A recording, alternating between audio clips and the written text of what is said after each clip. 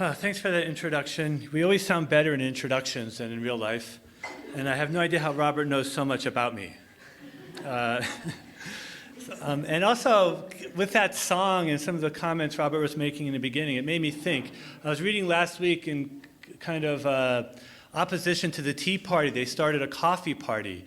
And looking out on all of you, I think we have the beginnings here of a beer party. And so, right, which will be oppositional in so many ways. So I want to thank Robert and Heidi and Rachel and other people who support this and put it together and make it possible. Whenever the dean asks you to do something, you say yes before asking about the details. So then about a month ago, I emailed Heidi and said, well, how does this work? And Heidi's like, well, you have about 3 minutes to talk. It's a little longer, but Heidi said, according to Robert, it's supposed to be timely, timeless, and provocative. Timely, I guess, talking about China will work, and I hope folks can see this. I try not to read PowerPoints to people because I think it's kind of doubly insulting. The PowerPoint's a mild insult, but then reading it to people is the real insult. But some of it I might have to, if it's a hard time to see that. The timelessness in 10 minutes, I think, is almost impossible except for Abe Lincoln. And so I'll try to maybe make something that's momentarily memorable. As for provocations, I have 3. The first is that democracy is bad for activism. The second is that there's more activism or protests in China than in the United States. And the third is that we have some hope. And if we're unhappy with the provocations, just blame the rules, that I had to be provocative. Okay, the title of my talk, oh, this is my clicker. Okay, I think I know how this works. It's Environmental Activism in China, Seeing Beyond Media Stereotypes, or the Wild Yak Brigade and Other Neglected Tales. Now, this is a real environmental group in China. They're actually defunct now, but they actually were a real environmental group. In fact, their leader was murdered. That's how real they were. So it's not just me making up. I wish I just claimed that, the Wild Yak Brigade, but I haven't. Okay, and my point is this is going to be very short, so all this research condensed into something around 10 minutes. It's going to be very condensed, but the point is, to begin with, I think our thinking about China is hampered by 2 kind of blinders. The first blinder is our own media, right? And I'll give a quick example of this. Okay, and that is we constantly get this drumbeat as China as threat to the United States, over and over and over again. You and I did a content analysis of New York Times, Washington Post, and USA Today cover stories about China, looked at hundreds, and every single one of them had to say something negative about China, usually in the title. So it's almost a requirement. We could see some of these titles. As China goes, so goes global warming. In other words, it's all China's fault. No other country is actually contributing to global warming besides China. Pollution from Chinese coal casts shadow around globe. These are all front page stories in New York Times. As China roars, pollution reaches deadly extremes. And then finally, China grabs West's smoke spewing factories. We wanted them so badly, but they took them from us. And then finally, from the LA Times, which gives a sense of the mindset we have about China still. China's gray-stayed communist chiefs. So as if Mao is still in power and we're running Cold War commercials from the 1980s. So that's the first blinder, and you could look in more depth. I can't go into it now. The second blinder is the idea that democracy is a precondition for activism. If we don't have democracy, we can't have activism. And so when I tell people we're studying environmental groups and protests and stuff in China, no one believes me. They're like, there's no protest in China.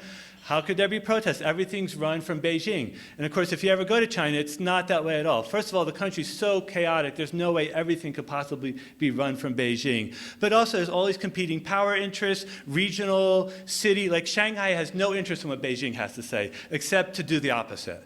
Right? So there isn't this sense of centralized total domination, which we miss because we're not there and we have the press the way it is. And I would also say that institutionalization of democracy is always dangerous for activism whenever that happens. We have glaring examples in our country, right? So we end up with kind of a domesticated activism that's mere ritual instead of really unruly, dangerous activism.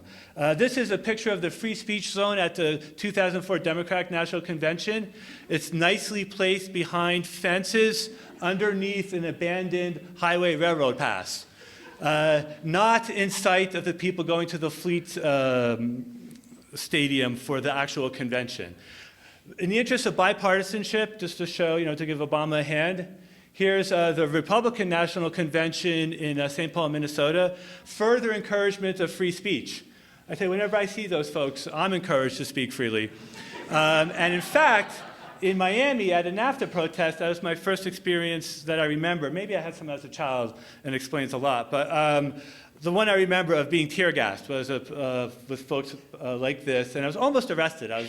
The police car swerved right behind me and arrested everyone behind me as we were all running like heck. People are amazingly fast dressed like this. So a lot of this stems from the Seattle WTO protests in 1999, where this got really intensified, right? The idea of free speech zones, preemptive arrests. In fact, maybe Bush got the idea of preemptive war from preemptive arrests. And in fact, the Seattle government had to pay over $2 million to people they arrested preemptively, who then missed the whole protest because they were in jail and then were released right after jail. And of course, the whole point of our institutional protection is that every place is a free speech zone, not just the fenced-in area underneath the highway overpass. Okay, and that's a great Ed Abbey quote. Okay, so I'm arguing for a sense of a wild activism, an activism that's not protected, that's not guaranteed, but goes on anyway. So democracy does not guarantee or protect activism, and that what I want us to do is pay attention to the non-guaranteed, the non-protected activism. And China, of course, is a perfect case study because they don't have the protections that we always point to in the First Amendment, and so on. That's a police car upside down. The characters are Gong'an, which means something like public peace. So public peace turned upside down is the image there for us. And partly what I want to focus on is this sense of public power, whether it's institutionalized or not, whether it's approved or not, the ability of people to change their conditions. Kind of like the song Robert's talking about, right? The government doesn't approve these songs. This movement, the songs, the 60s and so on, were kind of outside government approval. Shui nang zai zhou, yi nang fu zhou, which is poorly pronounced, apologies. Okay, the water carries the boat but can also capsize it. Right, so it's the sense then of the power of the people.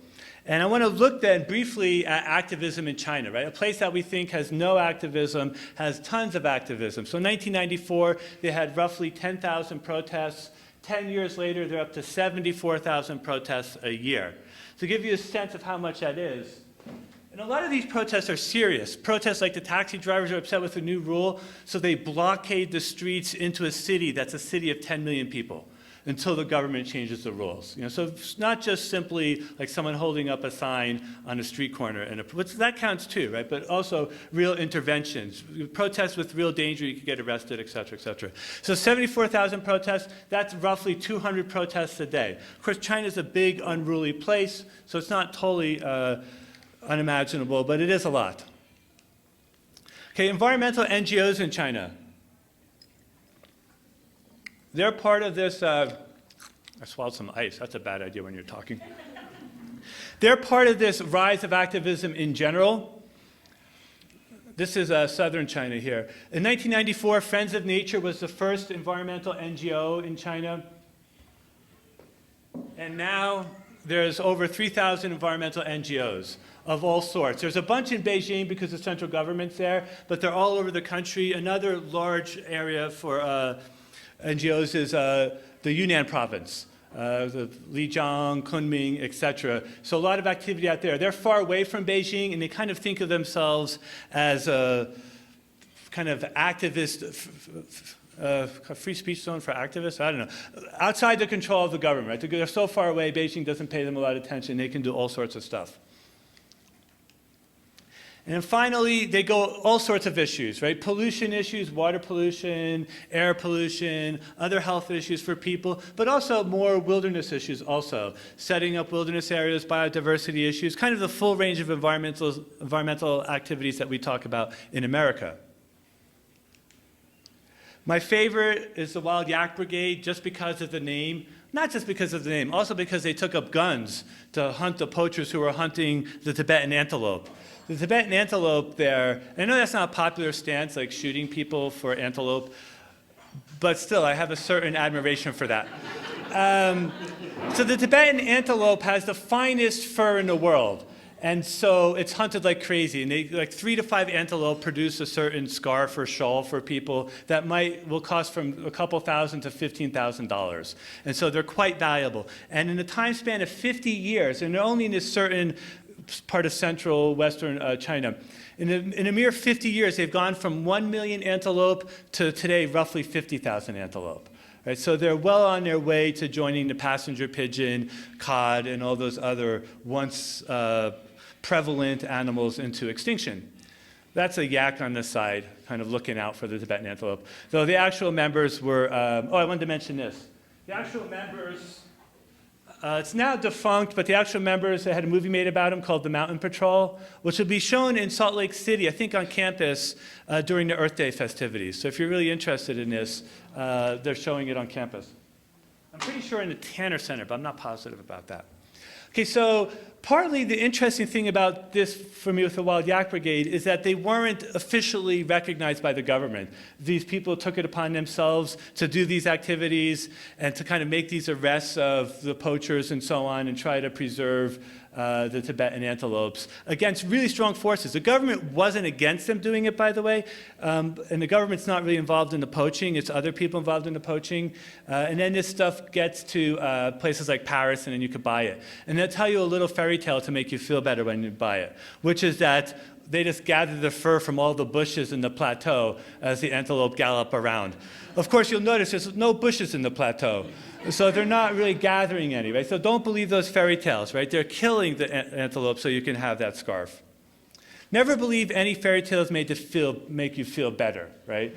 If they're meant to, like the Grimm fairy tales, to scare your wits, scare you out of your wits, then you could believe those, right? We don't get the real Brothers Grimm, but if you read it in the German, like they're using heads for bowling balls and stuff like that. The English, it's totally watered down. Blame Disney.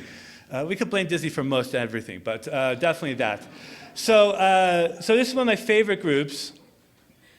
But the range of Chinese activism is quite wide, from information campaigns to legal challenges. Right? So we constantly think that the government controls everything and the law doesn't count, but the law does count, and people are able to make challenges and win. Lots of times they challenge things when homes are destroyed. If you walk around Beijing or Shanghai, so many buildings will have this Chai character on it, and Chai means to be destroyed. And especially before the Olympics, they were doing a lot of that. And so people would protest to save their neighborhoods and things like that. As well as wilderness protests, and then finally, field research, all that sort of stuff. So a wide continuum of activism. Okay, I want to say that I'm feeling I'm running out of time here, so I want to focus on why care about our perspective of environmental activism in China. And I think there's a couple reasons. The first, most obvious reason is we need to understand China. Right? In so many ways, China is clearly incredibly important now and in the coming decades. Even if, say, China fails, if China becomes a total environmental disaster and tens of millions of people starve and all this sort of stuff, that will impact the whole world. Or if China is incredibly successful, that will also impact the whole world. So we need to understand China, and we can't get by on these stereotypes of men in gray suits. Right? We got to get over that kind of Cold War imagery, and we need to get over kind of China as threat. Right? Sure, China's a threat. We're a pretty big threat, too, given our tendency or propensity for preemptive warfare. Right? That's a little bit scarier than some of the stuff that we do, that China does in some ways. So big countries are always threats. Right? We need to get beyond that. And also, then, to see the perspective that people living in a different part of the world and a different angle have. So, like, one perspective, this is from a Greenpeace organizer, Greenpeace China, about global warming. I like to call global warming climate change, because if you call it global warming, then you have people looking out the window seeing snow and thinking it's over. And that's a problem. And while people like Glenn Beck and Rush Limbaugh may be noted for certain things, their scientific acumen is not one of them. And so when they tell you it's snowing, therefore global warming is solved, let's not believe that. And so I like to call it climate chaos, because that's what the science tells us, right? It's not that everything's going to get warmer uniformly, it's that the weather patterns will become utterly unpredictable. So a Chinese perspective on this. Can anyone see that? But isn't that a fine image behind it? I'll read it quickly. I'll explain the carbon footprint from two perspectives. There are studies saying that China maybe has already overtaken the USA to become the world's #1 emitter. However, if we look at the per capita basis, an average American emits as much as 6 Chinese people. Right? So in some ways it's misleading to say China's the biggest. Her second point, I'll just talk about it, is that what's happened is the Western industrial countries have outsourced their carbon-producing industries to countries like China. And then they import the products back. So we measure carbon gases wrong. We measure them at the site of production. We should measure them at the site of consumption. So our Apple iPhones, our Apple Macs, don't buy an iPad. Isn't that the most lucrative? That's a sign of wretched excess. Don't get that. But all that sort of stuff, right, is made in China for us to then buy. Right? And so really the carbon gases are not for the Chinese as much as they are for people in Europe, people in America, and so on. So carbon, she's saying, needs to be measured from the point of consumption, not the point of production, because the production is in the service of foreign companies to then go overseas. And very little of the money stays in China, and the Chinese people themselves see even less of that money. Wasn't Apple just busted for slave sweatshops this past week? Which really upset us. I was looking something online, and all the Apple people were really upset because their whole identity is tied into apples, and the apples are good. Not round little red apples, right, but iPhones and stuff. And so that's a real blow. And I was following this thing, they're like, yeah, but it says designed in California, assembled in Taiwan, but of course it's the way the trade works, it's actually assembled and made in China. Okay, so that's her point, right? So a different perspective on global warming. Stop blaming China, because even as China passes the US, the real consumption and the real use of these gases is based on US and Europe. A second point, which is an activist talking about environmentalism versus democracy. I'll read this quickly. He's of Beijing Global Village. We need both, harmony between humans and nature and democracy. But if democracy only means the right to recklessly consume natural resources, like in the US, it has no value for us. Well, that's a pretty harsh condemnation, huh? The goal of harmony between humans and nature should be above the goal of democracy. Now, fairly controversial from an American perspective, but from other countries that haven't had 200 years of democracy and so on, not as controversial. And I'm willing to say it's fairly debatable watching this Congress in action over the past year and a half or however long it's been. What's going to happen to the planet in the meantime as we have this consistent dreadlock. So different perspectives, right? So paying attention to what's happening in China and what people are saying in China may give us different perspectives that may be useful, or at least force us to think. Okay, are there any grounds for hope? Actually not. However, in the interest of benevolence and conviviality, I will offer a few, however misguided they may be. And hope is always misguided, right? So why not have some, right? Life is misguided. Okay, so, and plus, cute little kids always inspire hope, so we have to figure out something to tell them. We'll tell them all the antelope fur comes from bushes. First, NGOs are changing conceptions of the space of possibilities and space of impossibilities, which are the very grounds for doing activism, for having social change.